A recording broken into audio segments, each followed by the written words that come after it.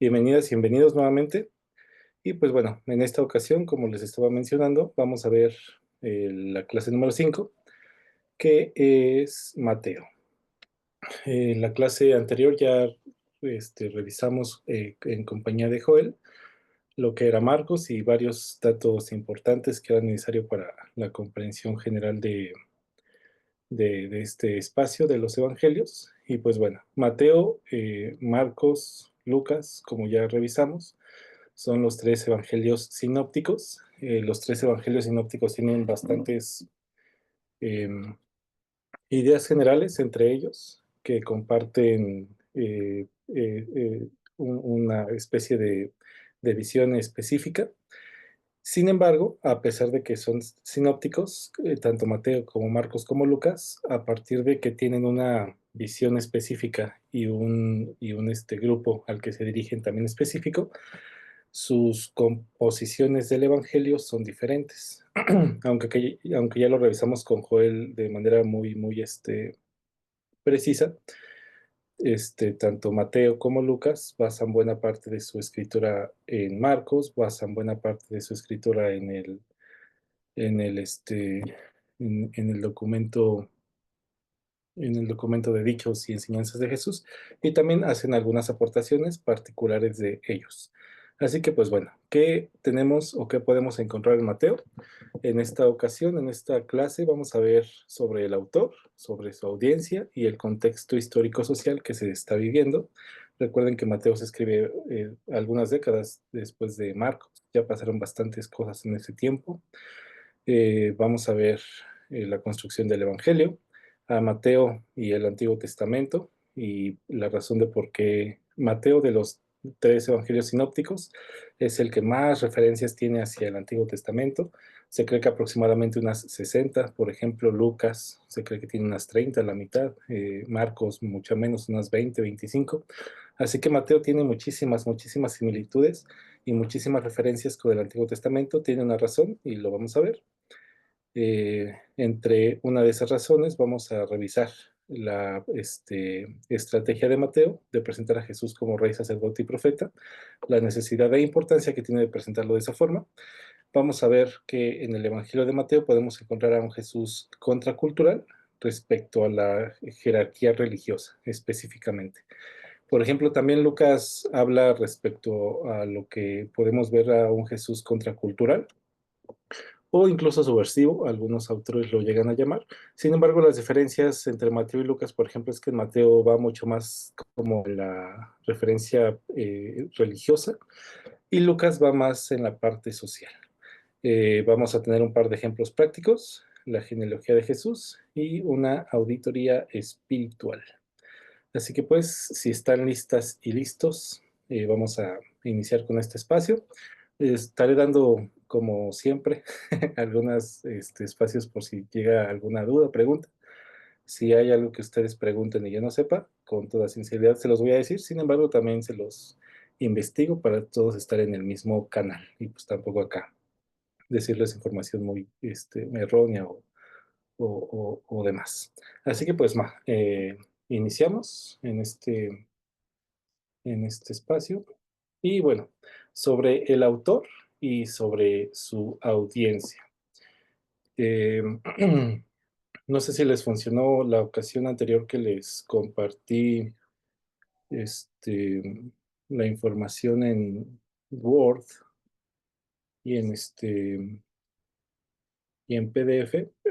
Entiendo que es mucha información, reitero, como ya se los he mencionado. Sin embargo, creo que es algo un poco práctico que se los pueda compartir a ustedes así para que ustedes lo puedan evaluar también con un poco más de tiempo en sus hogares, que reitero, cuando estén haciendo la relectura del Evangelio, puedan también verse favorecidos con este formato.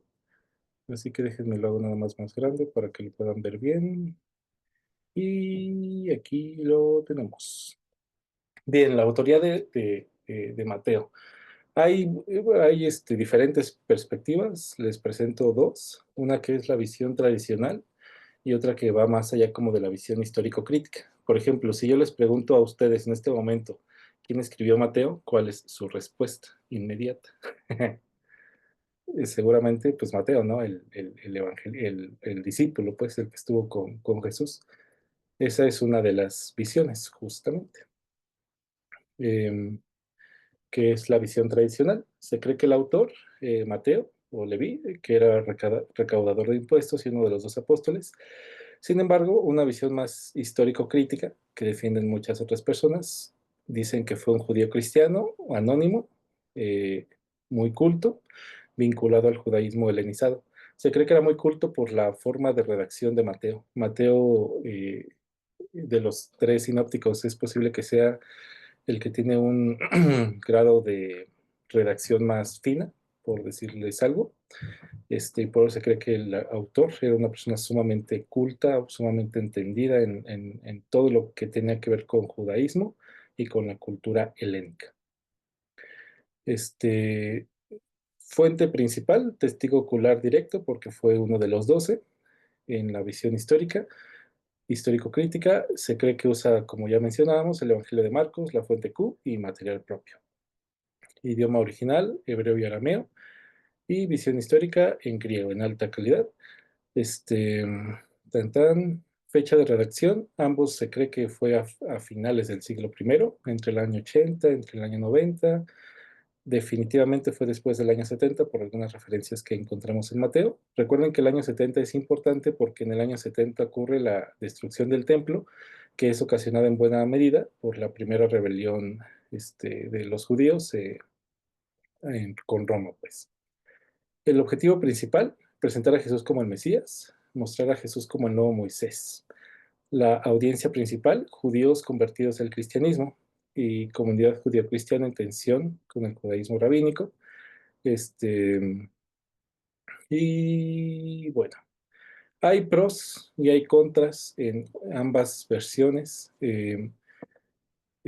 ¿Cuál es la correcta? La verdad, pues nadie sabe. Ahí le podemos hacer algunas investigaciones y demás. Hay autores que se inclinan por una, hay autores que se inclinan por otra, hay autores que comprenden quizás ambas partes, no sé. ¿Quién fue el autor específico y definido? No se sabe realmente. Sin embargo, pues bueno, estas son las consideraciones. Uno de los argumentos más sobresalientes que sugieren que seguramente Mateo no pudo ser el autor original es que Mateo, al ser testigo ocular, no tendría que haber ocupado o no habría tenido la necesidad de ocupar el Evangelio de Marcos o la fuente Q como una fuente para su redacción, porque Mateo era testigo ocular, si me explico, y siendo él, pues él habría sido una fuente de sí mismo, y es uno de los argumentos por los que uno se inclinan por la visión histórico-crítica. La visión tradicional, que aceptan muchos autores también, es que Mateo Leví, el evangelista, lo escribió, y pues nada, y justamente hay, digamos, dos modelos de construcción cuando se elabora Mateo. Hay más, pero estos son los que yo he practicado en persona y son los que creo que aluden a la estructura de Mateo. A mí son los que me favorecen en ese sentido. Se los comparto, hay otros, pero bueno, como todo en la Biblia y como todo en las ciencias bíblicas, en realidad nada, no podemos decir, este es el correcto, jamás. Si ustedes escuchan alguna vez a alguien o a nosotros decir, esta es la visión correcta, en ese momento bloqueenlos o bloqueen a los que les dicen eso porque no, o sea, nadie puede saber esto es lo definitivo porque no. Es lo que hasta ahora sabemos, lo que hasta ahora nos puede convencer de manera personal, pero siempre se sigue aprendiendo de todo, de toda la Biblia. Así que, les decía, hay dos modelos de estructuras para Mateo, uno que se le conoce como de los 5 libros y otro centrado o quiástico. ¿Qué quiere decir esto? Se cree que en el primero, el Evangelio está dividido en 5 secciones principales, cada una con una parte narrativa y un discurso. En el otro, el Evangelio está organizado de forma simétrica, es decir, tiene un centro literario. Eh, por ejemplo, hay muchos salmos y muchos proverbios que se componen a partir del quiástico. Y también muchos autores creen que Mateo se compuso a partir de este modelo, justo porque tiene muchas referencias al Antiguo Testamento.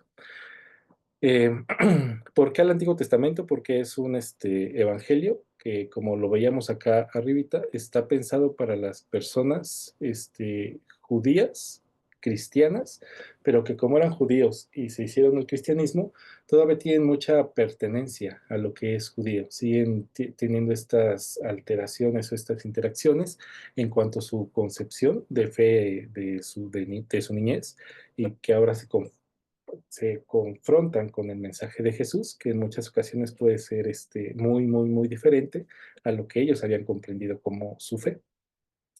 Así que en ese sentido, por ejemplo, este quiástico funciona en que cuando ustedes están leyendo un pasaje, está estructurado de tal forma de que lo más importante es el centro. El centro es el mensaje principal y digamos que se conoce como A y A', es decir, lo primerito que se escribe y lo último que se escribe tienen relación. B y B', C y C' hasta llegar al punto central. En ese sentido, los que les gusta esta perspectiva de la construcción de Mateo, creen que el centro es Mateo 14 o va o varía entre el 11 y el 14. Sin embargo, en el modelo de los 5 libros, se cree que está dividido en 5 grandes bloques. Primero con una introducción, al final una conclusión, pero digamos lo central está en el Mateo 3:7, que son el Sermón del Monte, vienen algunos milagros, vienen algunas enseñanzas, vienen otras enseñanzas y milagros, viene el mensaje escatológico y la conclusión. Muchos que creen en esta parte piensan que Mateo justamente construyó esto porque, reitero, el mensaje de Mateo específicamente es permitirle a su audiencia, que son judíos convertidos al cristianismo, que se sientan muy familiarizados fácilmente con la construcción del Evangelio. ¿Y por qué 5? ¿Qué les recuerda el 5? ¿Qué es importante para los judíos? El 5. Hay algo 5 que es muy importante, muy, muy, muy importante. Si alguien sabe, le regalo un tamborcito. Pero si no se acuerdan, básicamente es la Torah. La Torah es el principio de la enseñanza de los judíos y por eso recuerden que son 5 libros. Y en ese sentido, es importante la construcción de 5 porque eso para una mentalidad judía, reitero, evoca amplísimamente a lo que es la ley, a lo que es la Torah, y eso les resulta familiar. Sí me explico con eso. Recuerden que la ocasión anterior que yo hablé con ustedes, les platiqué la importancia de la cultura. En algunas ocasiones nos puede costar un poquito de trabajo a nosotros comprender estas ideas y relaciones porque estamos muy alejados. Pero la audiencia original de Mateo, cuando estaba leyendo el Evangelio de Mateo, le resultó sumamente familiar leer la estructura de Mateo, porque para ellos son cosas que vivían y que necesitaban, porque eran judíos convertidos al cristianismo. Y en ese sentido, seguramente ellos comprendían esta percepción de manera muy fácil. Por ejemplo, en esta parte de los 5 libros, elementos de cohesión, cada bloque termina con una frase similar. Y sucedió que cuando Jesús terminó estas palabras y demás, ¿no? Em, Y bueno, creo que es todo por esa parte. Déjenme recordar que seguí en la presentación. Hasta aquí, ¿alguien tiene alguna pregunta? ¿Todo bien? ¿Todo claro? Sí, hasta aquí todos bien, todos tranquilos, seguros. Esa es la parte teórica. A veces la parte teórica no nos gusta mucho, a mí me incluyo siempre. La práctica es la que ya me emociona más, pero es necesario la teórica para profundizar a veces en la práctica. Así que bueno, después de esto, sobre el autor y su audiencia, vamos a ver sobre lo que sigue, que es, em, bueno, les voy a adelantar esta imagencita porque ya estaba hablando de ello. Y justamente, por ejemplo, ambos modelos de los que les acabo de platicar de la construcción de Mateo, yo personalmente pienso que son funcionales. Yo les sugeriría siempre que no se casen nunca con uno, con otro, con una postura, con otra. Recuerden que lo dijo Joel muy bien en alguna de las clases, nuestra base absoluta es la Biblia, siempre. La Biblia es el único libro al que siempre debemos acudir. Ningún autor, ningún escritor, ningún predicador, nadie, ninguna persona en el mundo tiene la comprensión de lo que es la Biblia. La Biblia siempre debe ser nuestra referencia. Por tal motivo, en estas dos posturas que les presenté, yo creo que ambas funcionan, depende de cómo nosotros estudiamos el Evangelio de Mateo, pueden funcionar ambas. En este caso, por ejemplo, estas proceden de la primera, que es la idea de que Moisés. Mateo más bien presenta a Jesús como un Moisés. Por ejemplo, Moisés sale de Egipto, Jesús sale de Egipto. Moisés cruzó el Mar Rojo, Jesús el bautismo en el río Jordán. Sin embargo, también en Mateo hay muchísimas referencias. Hay una frase muy particular que a Mateo le gusta mucho que dice, y Jesús estaba aquí y cruzó al otro lado. Y eso es muy, muy, muy significativo en Mateo. Estuvo Moisés en el desierto 40 años, Jesús estuvo en el desierto 40 días, Moisés recibió la ley en el monte, Jesús entregó la ley en el monte. Jesús es superior a Moisés, porque así como Moisés, Jesús es una figura que rescata de la esclavitud, que da una nueva vida y enseñanza, que salva del pecado y que inicia un nuevo pacto. Y por ejemplo, después del Sermón del Monte, una pequeña estructura que a mí en lo personal me gusta mucho Mateo, porque me gusta la estructura que utiliza él, y es a diferencia de Marcos, que veíamos que es un evangelio muy acelerado, que Jesús está aquí, después está acá, siempre está activo, siempre está participativo. Mateo va mucho más despacio, va caminando estructuradamente, va pasito a pasito, y en esa estructura es muy fácil ver lo que está tratando de decirnos. Por ejemplo, después del Sermón del Monte, en los capítulos 8 y 9, encontramos esta serie de 9 milagros. Leproso, siervo del centurión, la madre enferma, y hay una pausita de Jesús diciendo, sígueme. Entonces viene otra serie de acontecimientos, la tormenta en el mar, el hombre endemoniado, el hombre paralítico, después viene otra pausita, como una acotación, donde Jesús vuelve a decir, ven y sígueme. Después viene el relato de la niña y la mujer enferma, dos hombres ciegos, el hombre mudo. Entonces, justamente en esta estructura nos vamos dando cuenta de que Jesús es un tipo de Moisés por estas cosas que les estoy platicando y por muchos otros aspectos que podremos encontrar en Mateo. Y que bueno, a partir de todos estos espacios en los que podemos nosotros encontrar esta información, esta estructura de Mateo, reitero que nosotros cuando estamos leyendo Mateo, pensando que nosotros somos la audiencia original, recuerden que en ese sentido seríamos judíos recién transformados. Eh, para un judío, algo que era sumamente importante y esencial eran dos cosas, el templo y la tierra, su tierra.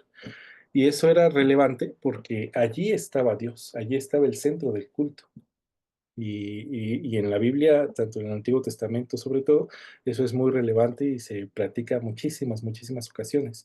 Entonces, recuerden que para el momento en el que el Evangelio de Mateo se escribe, que es en el año 80-90 aproximadamente, el templo ya desapareció, ya no existe. Y de hecho ya empezaron a migrar muchos judíos a algunas otras provincias porque Israel prácticamente ya dejó de ser un lugar para vivir, para estar.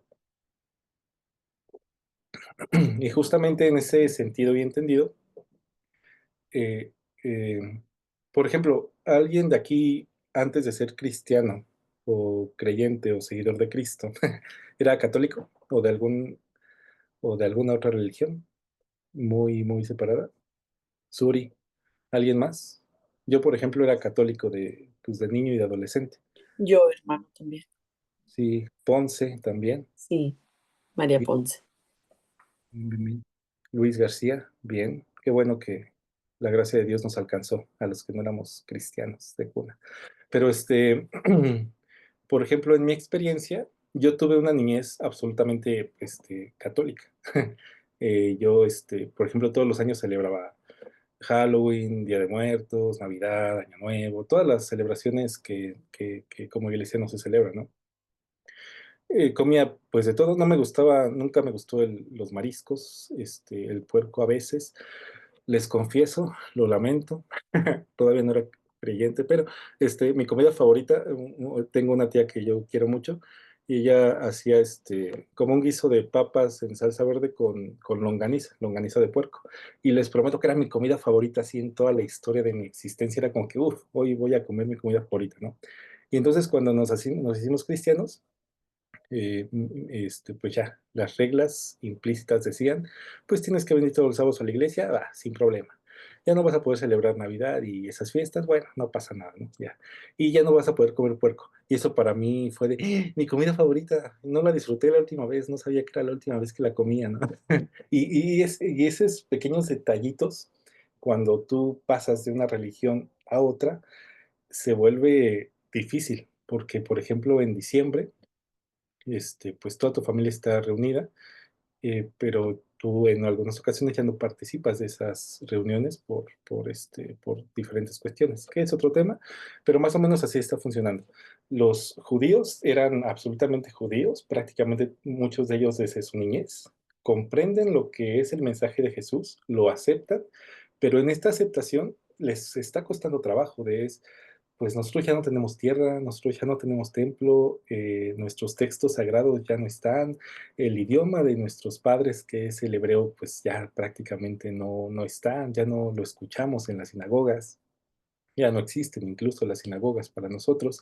Y entonces está esta este, incertidumbre de si Cristo nos gusta su mensaje, si a Jesús lo hemos escuchado, nos han platicado de él, incluso seguramente algunos de ellos vieron algunos de sus milagros, pero está esta controversia, está esta idea, aparte de que los cristianos en este momento específico están siendo muy perseguidos, muy perseguidos por los emperadores, y entonces están en esta disyuntiva de sí creemos, queremos creer, pero nos está costando este trabajo materializar esta creencia.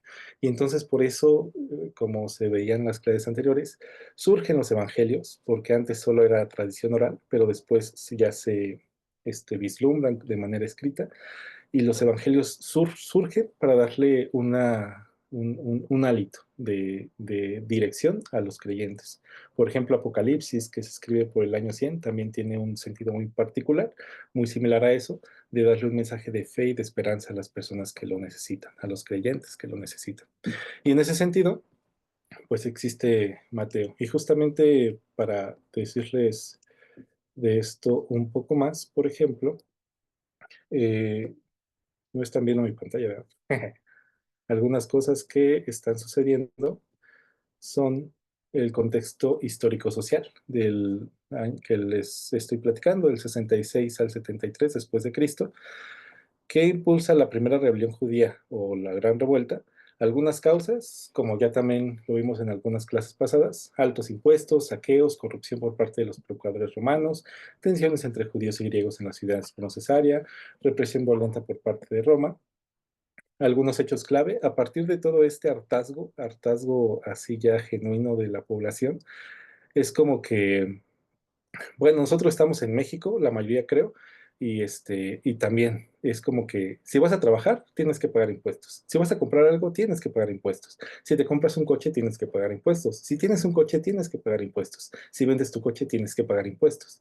Si, no sé qué, o sea, es como impuestos, y es como que, y como también lo platicábamos en las clases anteriores, aquí había un montón de impuestos. Se le daba impuesto a los romanos, se le daba impuesto al templo, los publicanos se robaban dinero, entonces no solo daban un montón de dinero, sino que las personas cuando no podían pagar estos impuestos, pues a veces las hacían esclavos, les quitaban todas sus propiedades.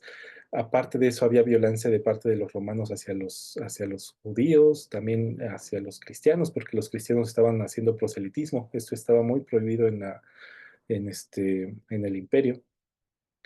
Y bueno, a partir de todo este hartazgo, por eso les platicamos que muchos judíos estaban esperando la venida de un Mesías que liberara, un Mesías militar, un Mesías fuerte que liberara de la tensión de su pueblo, de los romanos, que los ayudara a ser una fuerte nación como lo habían sido antes.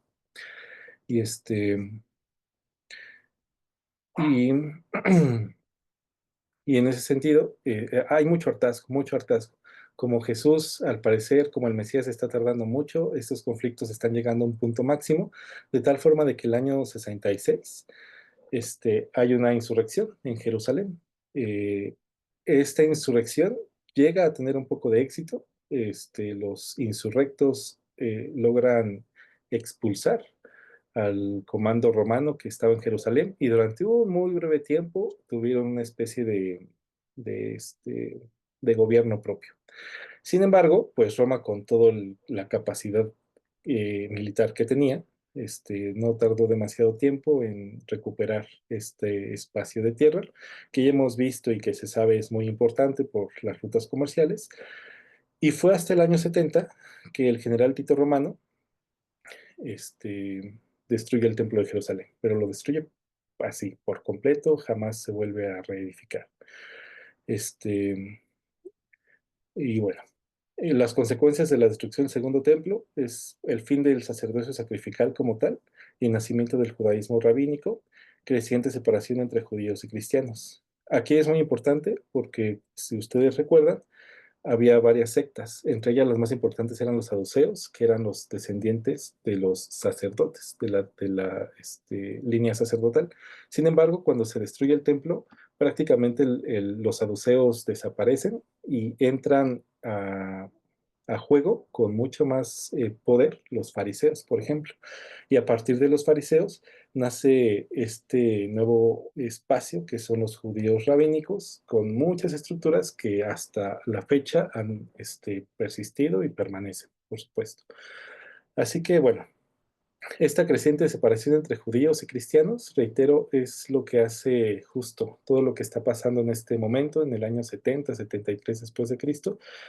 Las personas están siendo expulsadas o más bien se están saliendo de Jerusalén como tal, y los cristianos todavía con más razón, porque bueno, antes ya los estaban persiguiendo o ya estaban haciendo mucha incomodidad en todo lo que era esta zona del mundo. Sin embargo, reitero, como los cristianos hacían proselitismo, proselitismo básicamente es predicar en este caso el evangelio, esto estaba muy prohibido porque normalmente el proselitismo fungía para rebeliones en contra del imperio, estaba muy prohibido, muy, muy prohibido, entonces también por eso los cristianos son muy perseguidos y por algunos otros personajes, algunos emperadores que fueron muy crueles con los cristianos, persiguieron al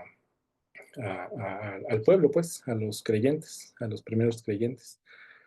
Los asesinaban de formas muy crueles. Se cree históricamente, o se cree según la tradición, perdón, que por lo menos 11 apóstoles fallecieron de formas muy crueles, ahorcados, asesinados, crucificados, desmembrados y demás. 11 de 12. Tal vez Juan fue el único que murió por vejez, tal vez. Y es cuando nos podemos a reflexionar y decimos que ser seguidor de Cristo en esos tiempos realmente era un creo en Cristo a pesar de que me puedan matar, porque los mataban. Y justamente en este espacio, como dato adicional, se hicieron muchas ciudades, muchas, muchas ciudades de refugio para los cristianos. Esto, por ejemplo, es Goreme, en Turquía. Y la majestuosidad de Goreme es que justamente a finales del primer siglo, los cristianos comenzaron a construir ciudades en este espacio. Era una ruta comercial, se le conoce como la ruta de seda, y era muy importante porque se trasladaba básicamente seda desde Asia hasta el imperio en Roma, y era un espacio muy práctico, muy concurrido, de mucha visibilidad económica incluso turística. Sin embargo, la distinción de este espacio es que son rocas. Digamos que actualmente, hoy, se ven así como abiertas, pero en ese entonces eran tal cual rocas, rocas, rocas que se veían a lo lejos, simplemente era una roca, pero las personas vivían adentro de estas rocas. Actualmente, reitero, se ve así porque ya se ha desgastado la estructura, pero no solamente vivían en las rocas, sino que hacían ciudades subterráneas. Se cree que las ciudades subterráneas que estaban eran inmensas, casi casi parecían nidos de hormiguitas, y abajo estaba prácticamente toda la vida. Había ganado, había escuelas, había despensas, y todo este espacio es para darle un sentido al cristianismo, para mostrarle a las generaciones que el cristianismo vive, que es necesario, que es útil, que Cristo ha dado tanto poder y tanta confianza a las personas que no les importa que están siendo asesinadas, que ellos crean espacios en los que puedan estar seguros para seguir predicando sobre el Evangelio. Y eso me parece algo a mí, una estructura muy, muy bonita, porque aún en los momentos más difíciles del cristianismo, el cristianismo sobrevivió. Y gracias a estas personas que tallaron estas enormes ciudades subterráneas, que fueron valientes y no cedieron ante el poderío romano, hoy tenemos nosotros y nos ha alcanzado el Evangelio. Y gracias a Dios por eso. Y en ese sentido, pues bueno, todo esto se creó, ustedes recordarán, hasta el siglo IV más o menos, que el imperio declara oficial al cristianismo, y en ese sentido estas ciudades siguieron funcionando, ya no como lugares de refugio o lugares de escondite, sino como escuelas. Se cree que todo este espacio de Goreme, hasta aproximadamente el siglo VII o incluso el siglo XI, según algunos historiadores, fue, fue un lugar de preparación para los cristianos, escuelas cristianas. Y francamente eso me parece impresionante. Tuve la oportunidad de visitar justamente aquí y se siente muy bonito. Se siente muy bonito la forma en la que creyentes de hace más de 1000 años vivieron aquí y que predicaban a Jesús en estas cuevas, a oscuras, a escondidas, con un poco de temor, pero sabían que el mensaje de Jesús era tan profundo y tan significativo que aunque estuvieran escondidos, Jesús les daría salvación y vida eterna. Y justamente creo que ese es uno de los mensajes significativos de los evangelios, por supuesto, y de Mateo en particular. Nos permite ver que lo más importante es la esencia del cristianismo en todo este sentido, digamos. Así que, pues bueno, hasta aquí que ya revisamos el contexto del autor, de la audiencia, la construcción del Evangelio. ¿Tienen alguna pregunta específica o no específica? Es el momento. Si gustan, pueden hacerlo con toda confianza.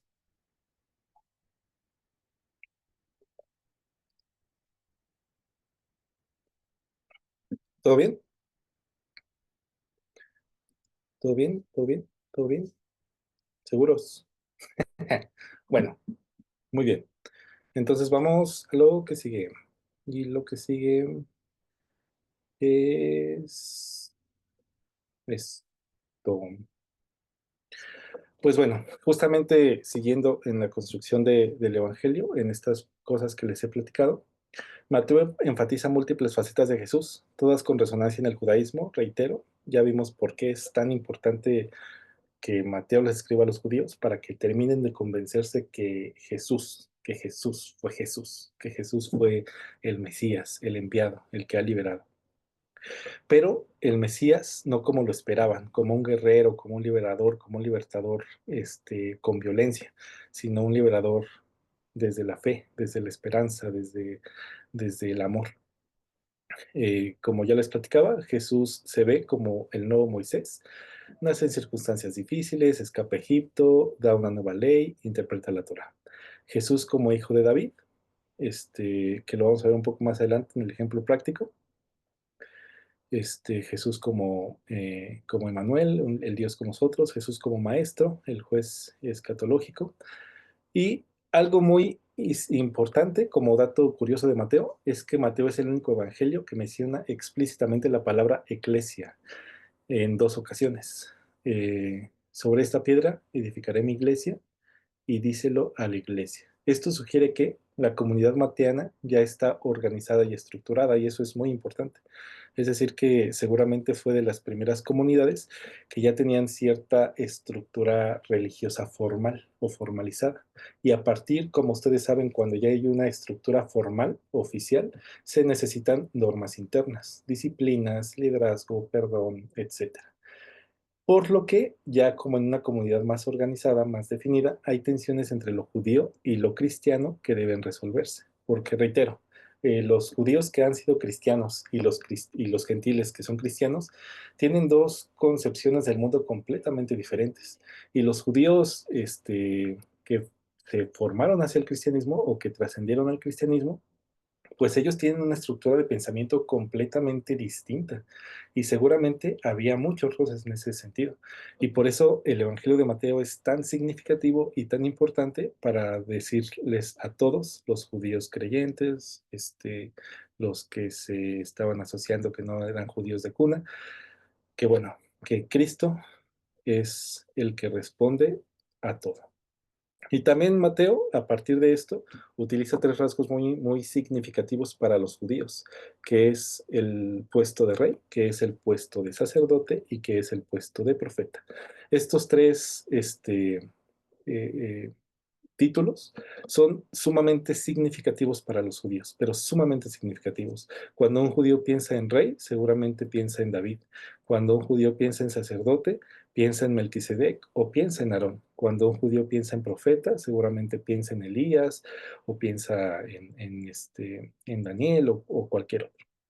Son figuras sumamente importantes y recuerden que Mateo justamente está haciendo eso, construyendo una perspectiva que hila de manera muy natural lo que es el Antiguo Testamento con lo que quiere transmitirles acerca de Jesús y decirles, sí, ustedes creen que cuando ustedes escuchan la palabra rey piensan en David y efectivamente David fue alguien muy bueno, pero en Jesús se cumplen las promesas davínicas. Sí, el sacerdocio también es importante, pero ustedes saben que hay muchos sacerdotes que se han corrompido y demás, pero Jesús actúa como sacerdote e intercede por nosotros y Él mismo se ofrece como sacrificio para darnos vida.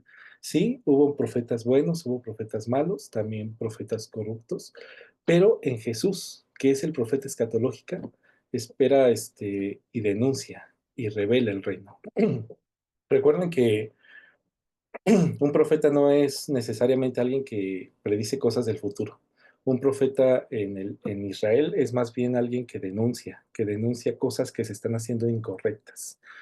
Y a partir de eso viene después un mensaje adicional que les voy a compartir. Pero justamente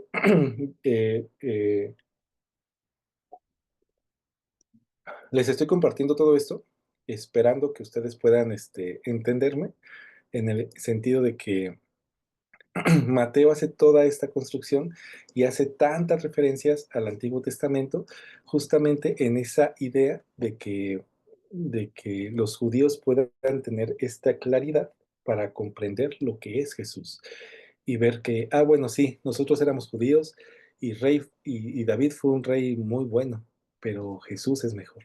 Los sacerdotes eran importantes, pero Jesús es más importante. Los profetas eran relevantes en el pueblo, pero lo que hizo Jesús fue mucho más relevante y trasciende aún a nuestros días.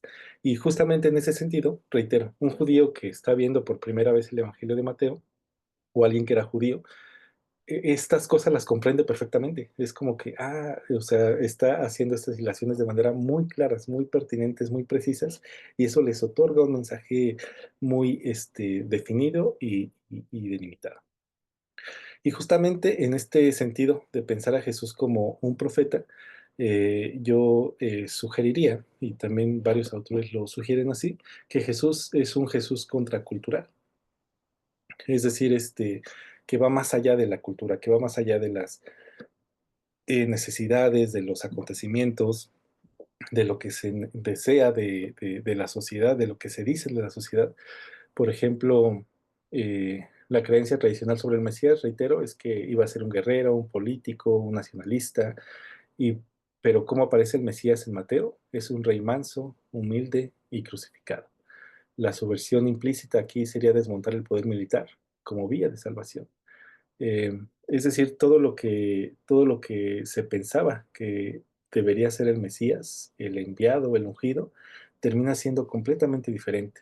Por ejemplo, respecto al templo, el centro del culto y la presencia de Dios es lo que se pensaba como tradicional, pero ahora vemos que Jesús es el nuevo templo.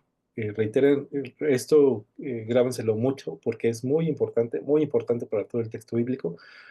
El templo es relevantísimo, muy relevante para los judíos, pero absolutamente relevante. El templo es la base de su fe, es la base de su dogma.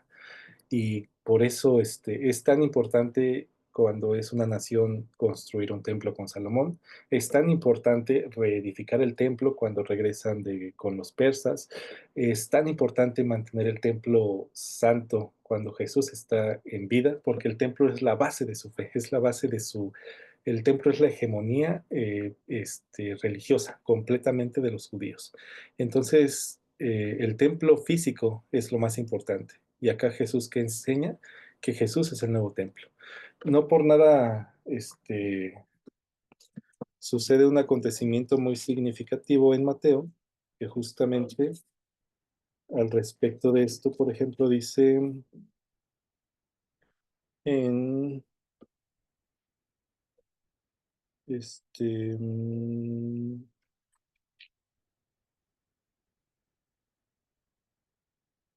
eh, eh, eh, eh, eh, en Mateo 27:50, cuando Jesús está crucificado y está a punto de morir. Dice así el texto. Mas Jesús, habiendo otra vez clamado a gran voz, entregó el Espíritu.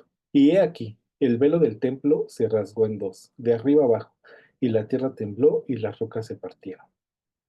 Ese texto, hermanos, muchachos, es sumamente relevante porque la tela que se rompe es la que dividía al lugar santo del lugar santísimo.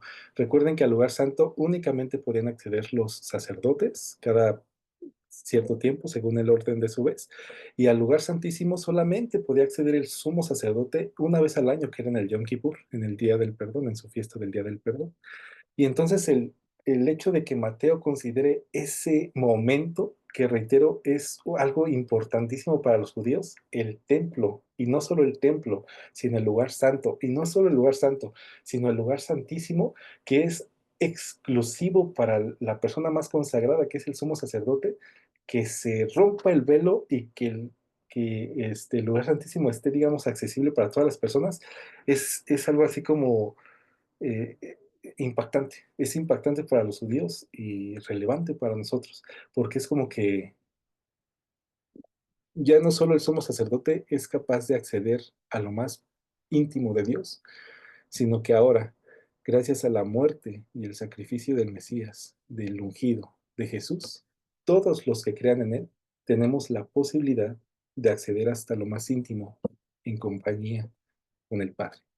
Y eso es algo sumamente relevante. Es como, por eso reitero que cuando un judío está leyendo estos textos, a nosotros nos pueden parecer bonitos, simplemente, pero cuando un judío creyente está viendo estos textos, es como que yo imagino que se emocionaban de, qué interesante, está bonito, está padre. Y reitero que Mateo, así como este pequeño ejemplo, está repleto de referencias prácticas y vivenciales de de, del relatos del Antiguo Testamento. Eh, y pues bueno, reitero que esto se los voy a compartir. Son resúmenes que hago para que pueda clarificar a ustedes todo este espacio. Y bueno, algo muy importante y relevante es la inclusión en la creencia tradicional, la separación entre justos e impuros, entre saludables y enfermos, entre santos y profanos. ¿Y qué hace Jesús en Mateo? Jesús empieza a tocar leprosos, come con pecadores, ayuda a las mujeres, convierte y transforma a los pecadores. Es como que Jesús es subversivo en todo sentido, en ese sentido, porque desafía las reglas de pureza e inclusión religiosa. Aquí es como que los justos con con los justos y los impuros con los impuros y cada quien. Pero Jesús es como que a mí no me importan los que se creen justos, yo deseo estar con los que han sido violentados, con los que están enfermos, con los que han estado sin esperanza en la vida, y con ellos deseo darles esperanza y deseo darles vida eterna. Y, y hay varios textos que hablan sobre toda esta parte, ¿no? Aprended de mí, que yo soy manso y humilde de corazón, hay de vosotros escribas y fariseos, hipócritas, los últimos serán los primeros, y ta. Mi casa será llamada casa de oración, pero vosotros la hacéis cueva de ladrones. Jesús era imponente en ese sentido. Mateo presenta a Jesús como un maestro que rompe con las estructuras religiosas estériles, es decir, que no llevaban a nada, redefine el poder, no como dominio, sino como servicio. El poder es no de los saduceos y los fariseos que iban caminando por las plazas esperando recibir salutaciones y regalos y beneficios, y no, ahí viene el saduceo y pegamos las manos y gracias por lo que haces. No, no, no. Ahora el poder es redefinido como que mientras más estés arriba, más tienes que servir. Mientras más poder, autoridad y dominio tengas, más tienes que servirle a los que están contigo. Establece un nuevo pueblo de Dios, no por raza o ley, sino por fe y justicia en el reino. Jesús en serio es muy subversivo, por eso les cayó tan mal a la élite religiosa, por eso lo mataron, porque Jesús resultó ser muy incómodo. Hagan de cuenta que ustedes, en el contexto que ustedes quieran y tengan, a su pastor, a algún líder de su distrito, del país, lo que ustedes quieran, hagan de cuenta que le conocen una que otra cosa y le dicen, ay, de ti, pastor, no sé, pastor fulano, eres un hipócrita porque nos has robado. Es como que, imagínense eso. O que nos enteráramos que algún administrador de nuestra iglesia se ha robado cosas o ha faltado a su palabra o lo que ustedes quieran. Ustedes, hermanos administradores, son unos rateros y unos corruptos y unos hipócritas y no han establecido el reino de Jesús.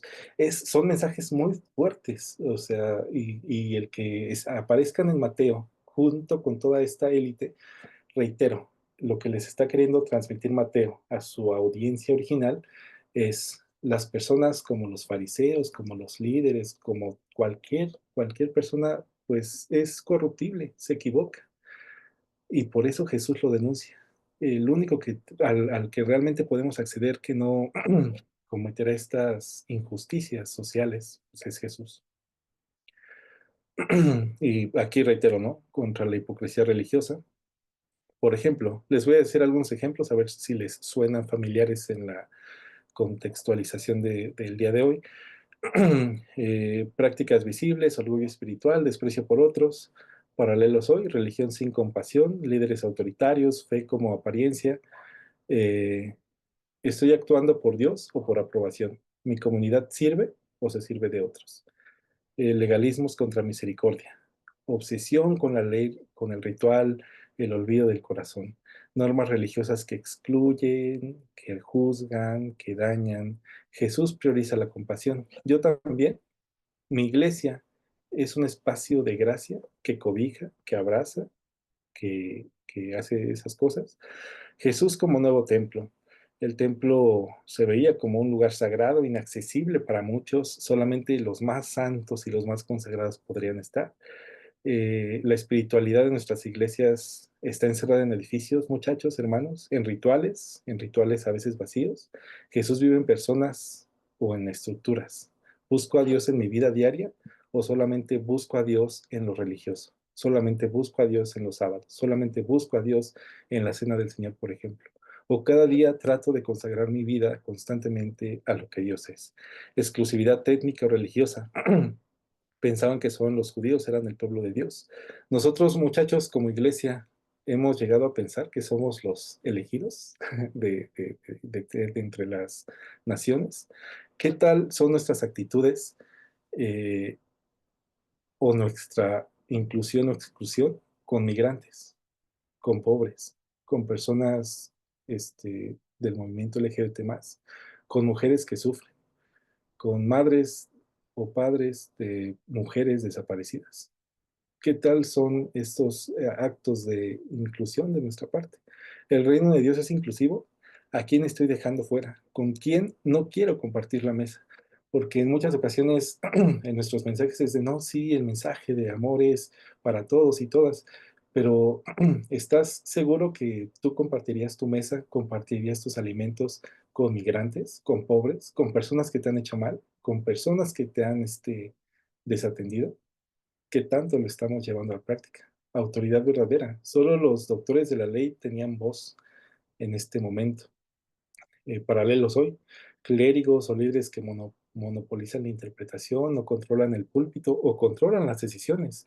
¿Cómo se controlan las decisiones, por ejemplo, en nuestra iglesia, en nuestra estructura organizacional?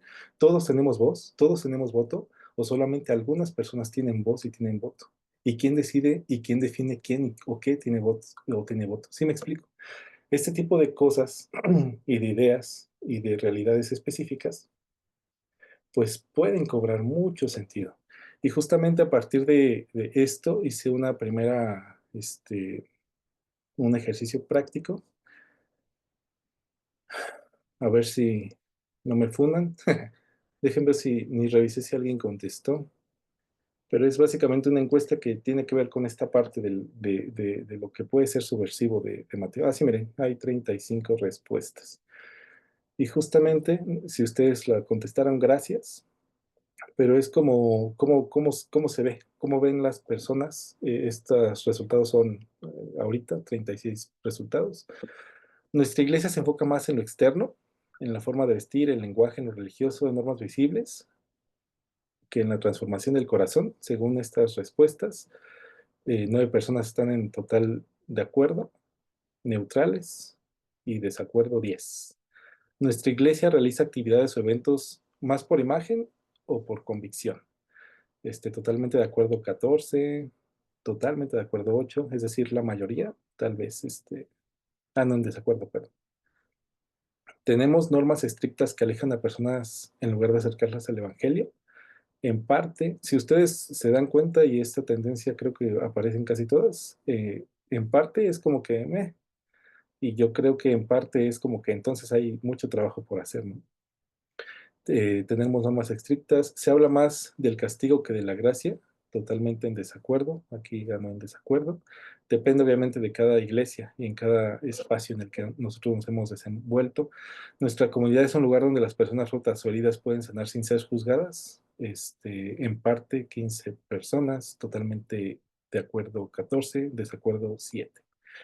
Yo he sabido de muchos casos que lamentablemente jóvenes que cometieron alguna falta o algún pecado son tratados muy mal en la iglesia y ya no regresan y los perdemos y nos estamos quedando sin personas que ya nos pertenecían, que ya le pertenecían a Dios, pero justamente porque cometen pecados, llegan rotas a las iglesias, pero en lugar de ser sanadas, son juzgadas, se terminan yendo a otro lugar o a otro espacio en donde puedan encontrar esa salud. En nuestras iglesias, los líderes se ven a sí mismos como servidores, humildes o superiores. Y pues ahí están las respuestas, ¿no? Em, em, ta, ta, ta. Predicamos un evangelio práctico que transforma el corazón y la vida diaria. En parte 17, totalmente de acuerdo, 17. ¿Qué le diría Jesús hoy a la iglesia según estas respuestas? No me sirvan a mí, yo soy el creador de todo. Que hablen más de su gracia, que seamos cuidadosos de dónde ponemos nuestra mirada, que no nos conformemos en nuestras normas del mundo, que genuinamente pongan en práctica el amor que predican. Este pueblo con labios me honra, pero su corazón está lejos de mí. Necesitamos ser luz de transformación, de acompañamiento. No olviden llegar a la práctica lo que aprenden, que despertemos. Hay que amar y servir al prójimo. Soy tu amigo fiel, que saliéramos a predicar. Nos volvería a recordar que somos una iglesia sanadora, que debemos aceptar todas las cosas, y etcétera, etcétera. Ustedes, muchachos, hermanos, hermanas, si Jesús hoy viniera o hoy estuviera caminando entre nosotros, ¿qué nos diría? ¿Qué nos diría? Si viera la iglesia, si viera la estructura, si viera la organización, si viera nuestras propias vidas, ¿qué predicaría?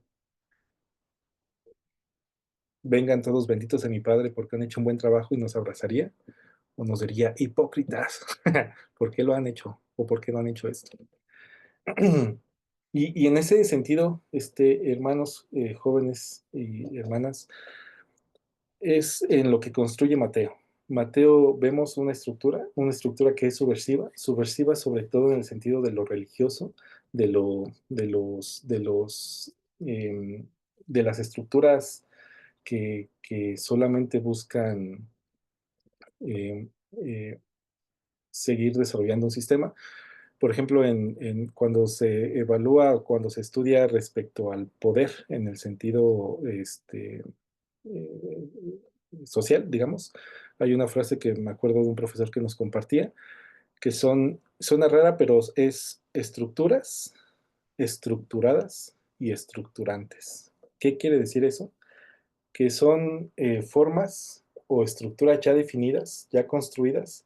Estructuradas quiere decir que durante mucho tiempo personas que pensaron que esa estructura debía construirse así, la fueron construyendo así, pero una vez que ya están esas estructuras estructuradas, ahora son estructurantes, es decir, eh, jóvenes o personas que llegan a esa estructura ya no tienen la facilidad de como los primeros estructurar esa estructura, sino que llegan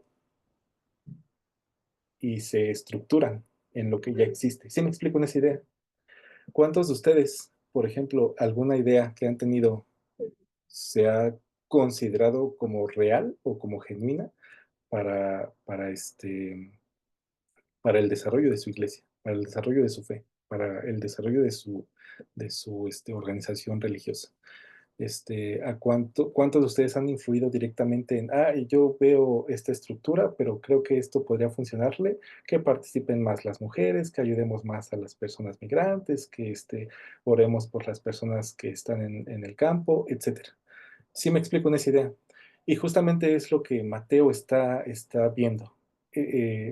Personas judías que creen en el Evangelio, estas estructuras que ya estaban organizadas, que ya estaban fundamentadas, fueron aprovechadas por las personas. Pero Jesús, hermanos, quiere mostrarnos y orientarnos para algo diferente, para algo que es más trascendente, para algo que es más profundo, más significativo, más real, más genuino, más adecuado para la vida y para todos nosotros. Y justo, bueno, en ese sentido, el segundo caso que les quiero platicar es sobre Mateo 1. Y aquí les dejé una pequeña tarea, si la pudieron revisar hace rato, discúlpenme por no decírselas antes, pero justamente les pedí de favor que revisaran Mateo 1, porque es un ejemplo muy bonito para darnos cuenta de cómo escribe Mateo.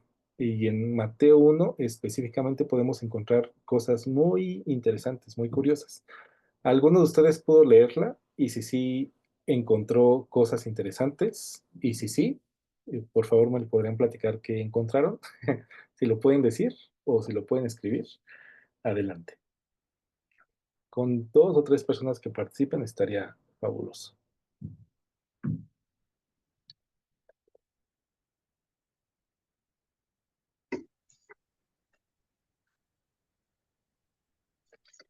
Yo quiero hablar, Cris. Sí, hermana, adelante, hermana.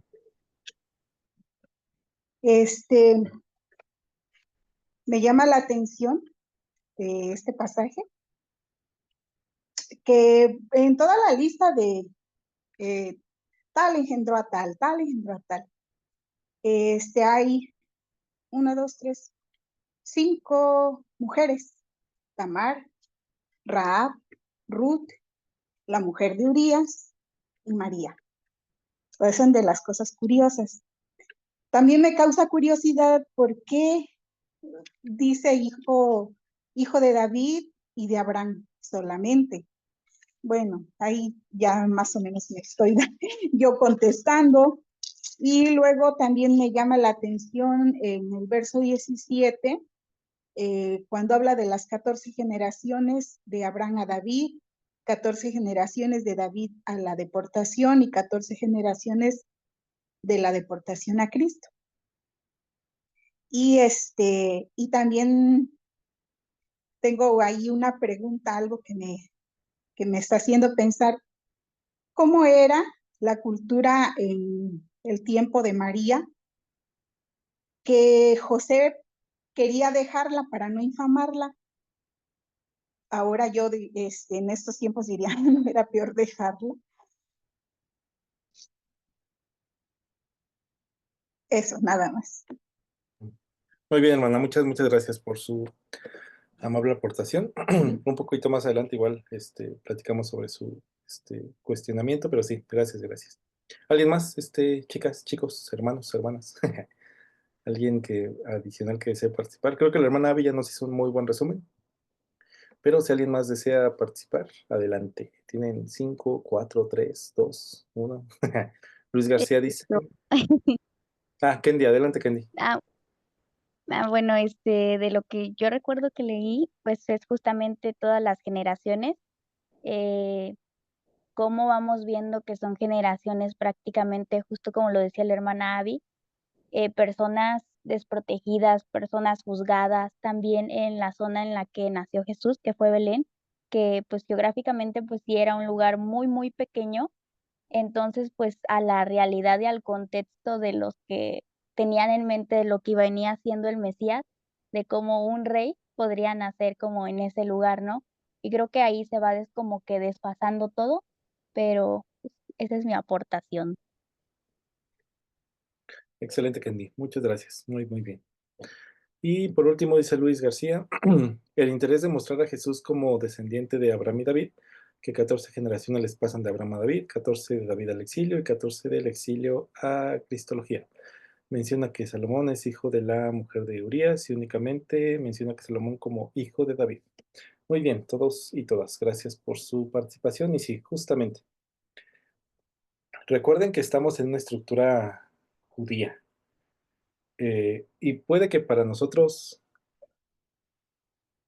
bueno, como dato adicional, eh, no solo a los evangelios, sino a la iglesia en general, les gustan mucho los números, porque los números dicen muchas cosas. Ya nos mencionaron dos personas que aparece el número 14 y el número 3 veces 14. ¿Por qué 3 y por qué 14? ¿Por qué no 15? ¿Por qué no 17? ¿Por qué no 10? ¿Se lo han preguntado o lo saben? Pues justamente es lo que estamos por ver.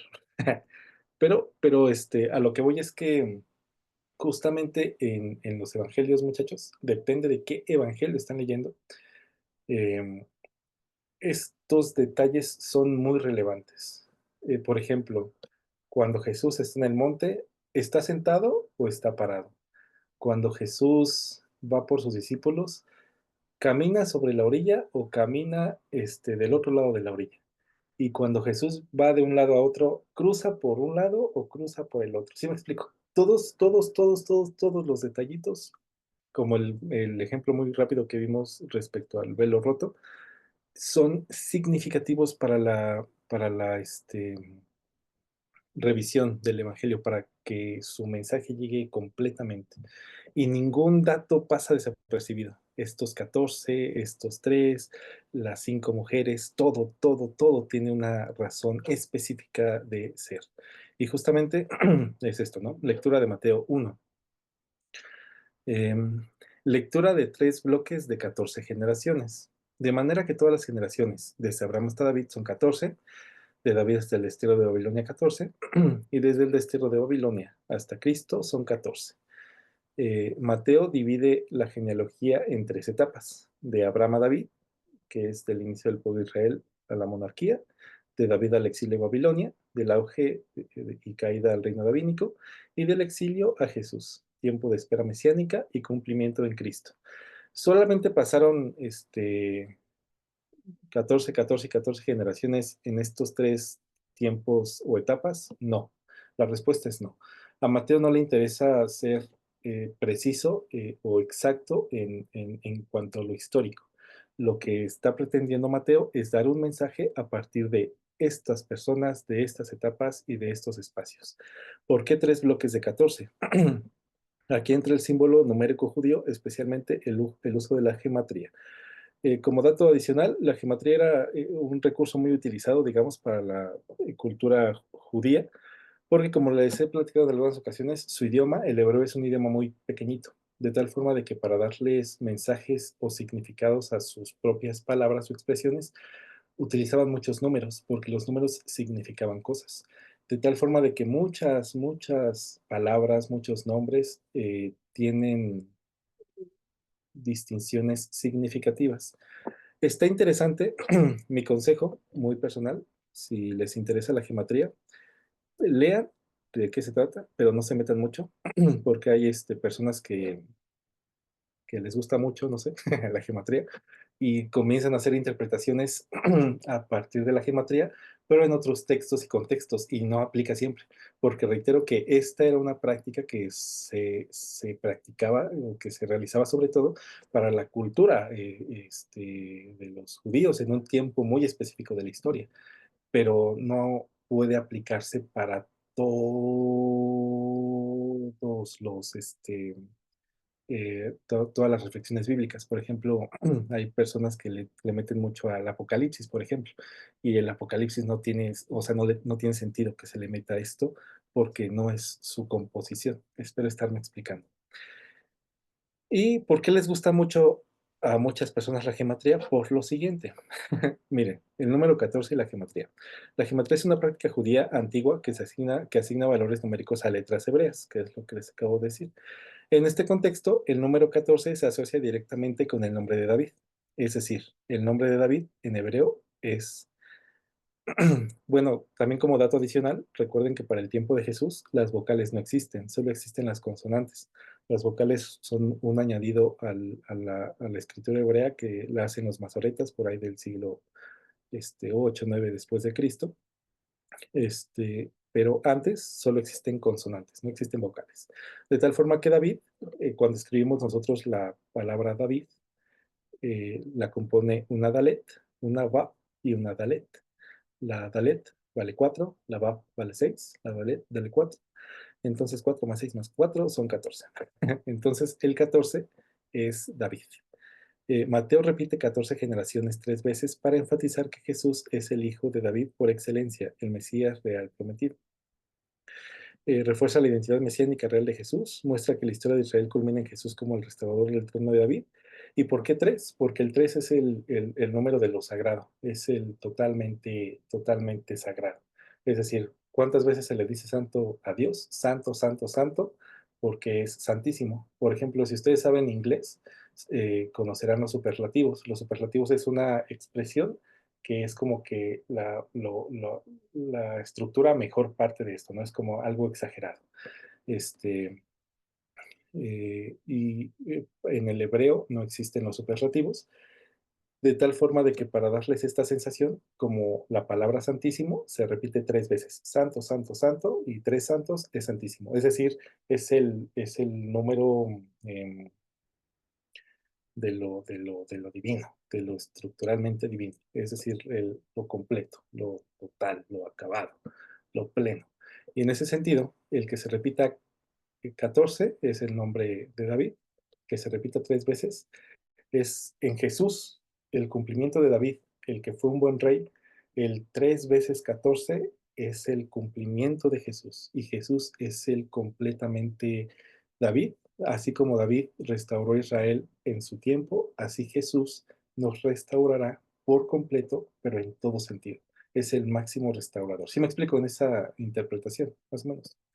Bien. Y bueno, y más o menos algo así es la estructura del por qué 3 veces 14. Omisiones intencionales, la genealogía no es exacta, como les decía. Mateo omite varios reyes que sí están en las genealogías del Antiguo Testamento, como Cosías, como Joás, como Amasías. ¿Por qué? No le interesa ser exhaustivo históricamente, su objetivo es teológico y simbólico, no cronológico. Esto es importante. Y justamente la omisión de ciertos nombres le permiten ajustar la genealogía a la fórmula 14-14-14, que es lo que busca dar una interpretación, un mensaje y una enseñanza específica.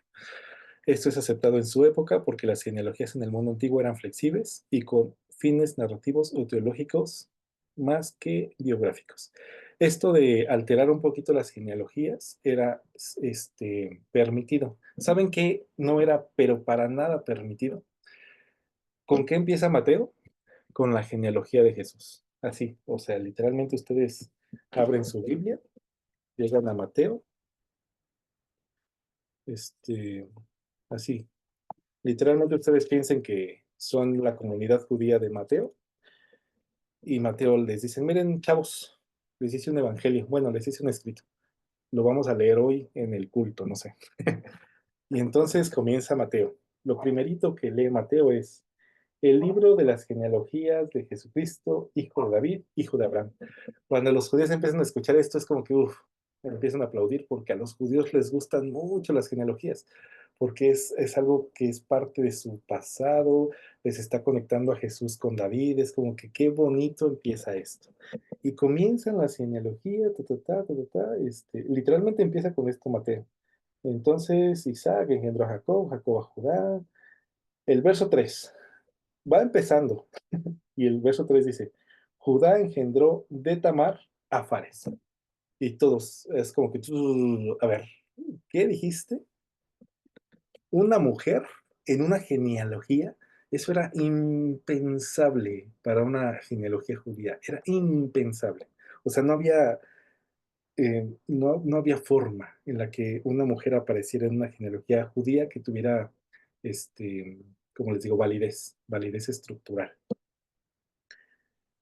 Y pensaron, a lo mejor se le pasó. Verso 5, Salomón engendró de Rahab a Boz. Es que, y así sigue.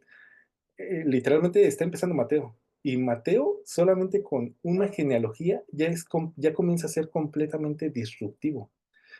¿Por qué? Porque incluye a las mujeres, que esto es un elemento en serio sorprendente. O sea, yo creo que cuando recuerden que eran judíos originales y comienzan a ver esta parte, es como que les parece como que casi un pequeño infarto. Pero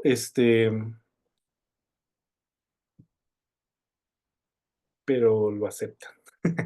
Ahora, ¿por qué? ¿Por qué no solo mujeres, sino por qué esas mujeres?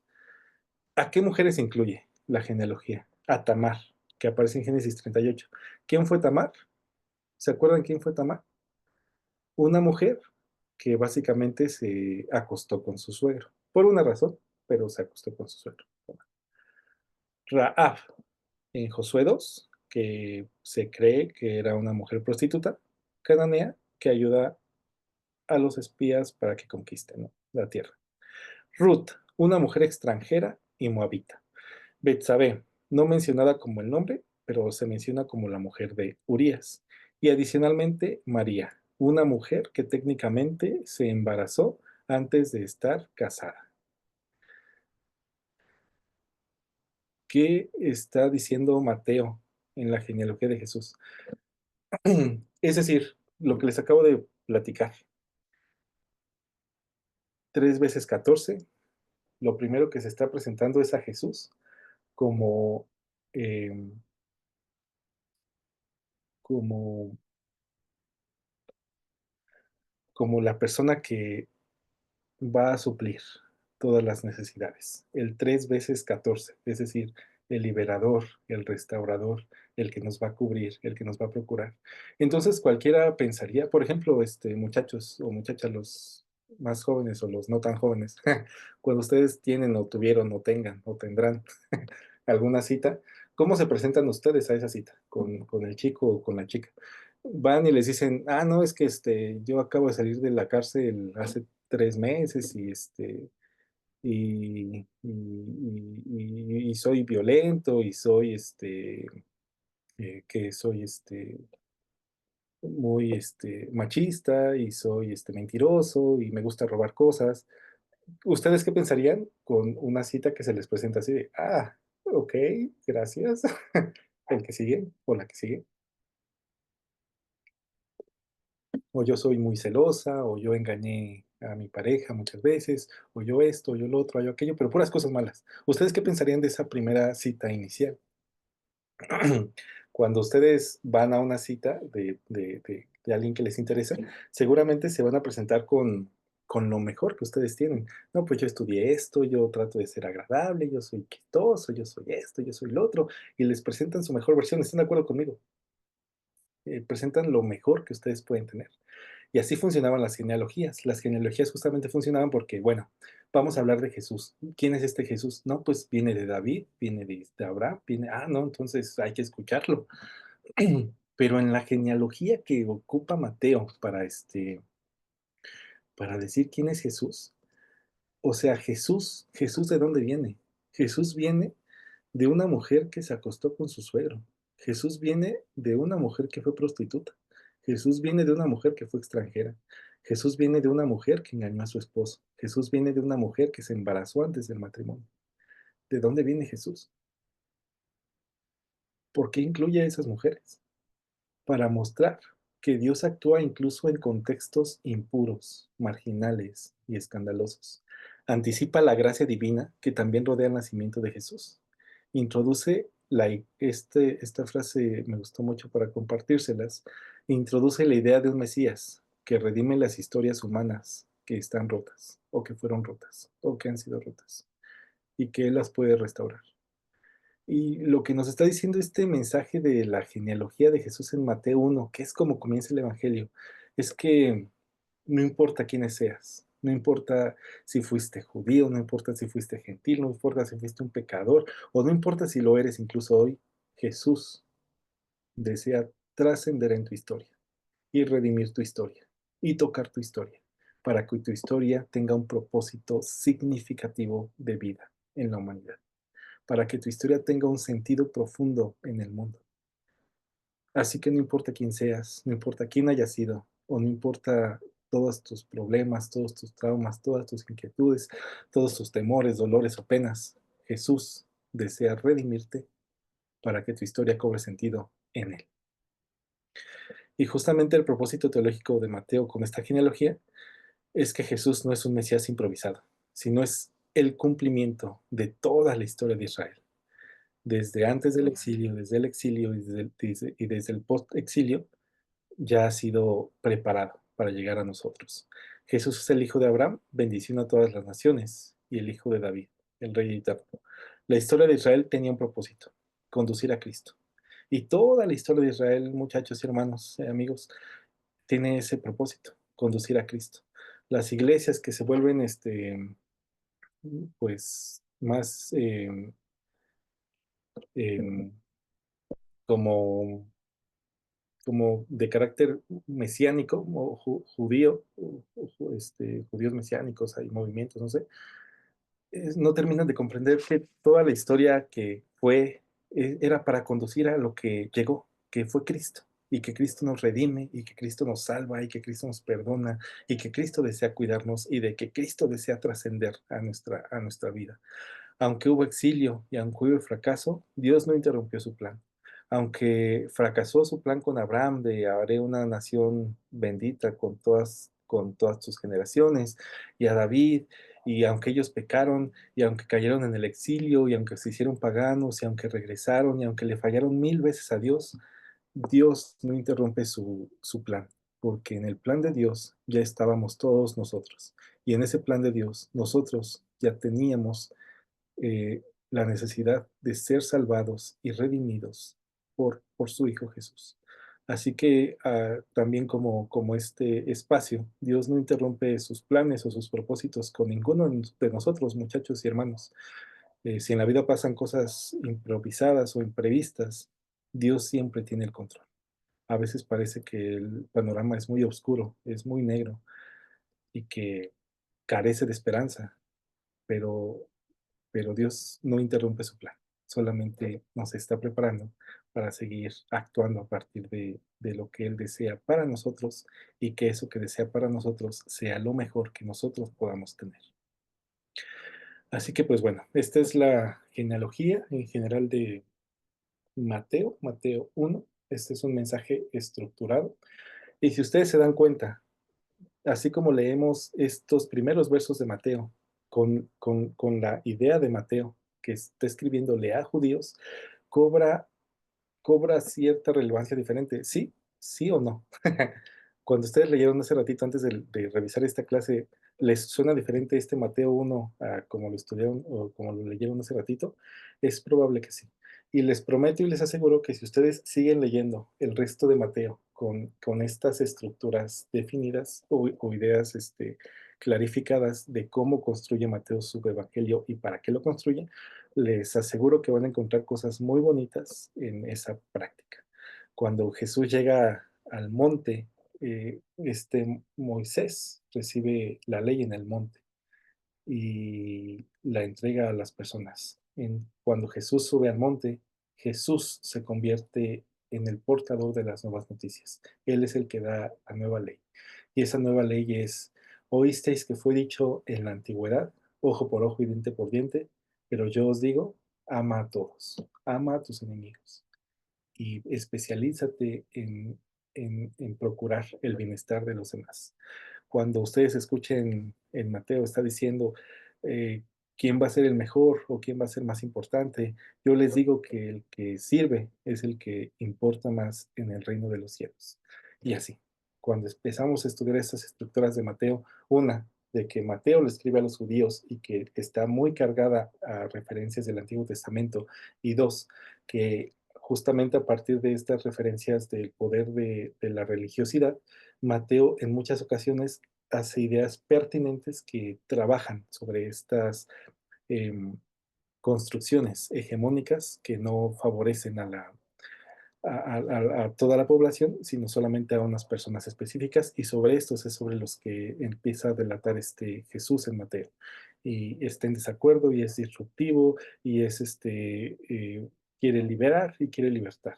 Y ya para terminar, en ese sentido, yo les sugiero y les invito a que seamos aplicantes de contracultura como lo fue Jesús.